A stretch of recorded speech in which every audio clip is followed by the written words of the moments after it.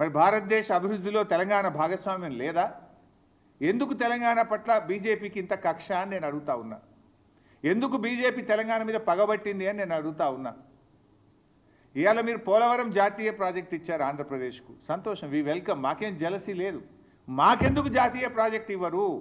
మా పాలమూరు ఎత్తిపోతల పథకానికి ఎందుకు ఇవ్వరు? మా కాళేశ్వరంకి ఎందుకు ఇవ్వరు? మా సీతారామ ప్రాజెక్టుకి ఎందుకు ఇవ్వరు?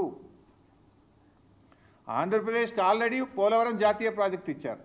ఇప్పుడు రెండవది గోదావరి బండ్కచెర్లకు కూడా 80,000 కోట్ల రూపాయలు ఇస్తామంటున్నారు. దానికి 80,000 ఇస్తారు, పోలవరంకు 80,000 కోట్లు, దాదాపు 80,000 దాటుతుంది పోలవరం కూడా. అంటే 1,60,000 కోట్ల రూపాయలు ప్రాజెక్టుల నిర్మాణానికి ఆంధ్రప్రదేశ్కు సమకూరుస్తున్నారు. అందులో ఒక పై సంబంధమన్న తెలంగాణకి ఇచ్చారా? 1%, 1,600 కోట్లని ఇచ్చారా అని అడుగుతా ఉన్నా నేను. ఇయ్యనప్పుడు 8 ఎంపీలు బీజేపీ గెలిచి ఏం ప్రయోజనం? 2 కేంద్ర మంత్రులు ఈ రాష్ట్రం నుంచి ఉండి ఏం ప్రయోజనం? మీరున్నది పదవులు అనుభవించడానికా, ప్రజలకు సేవ చేయడానికా?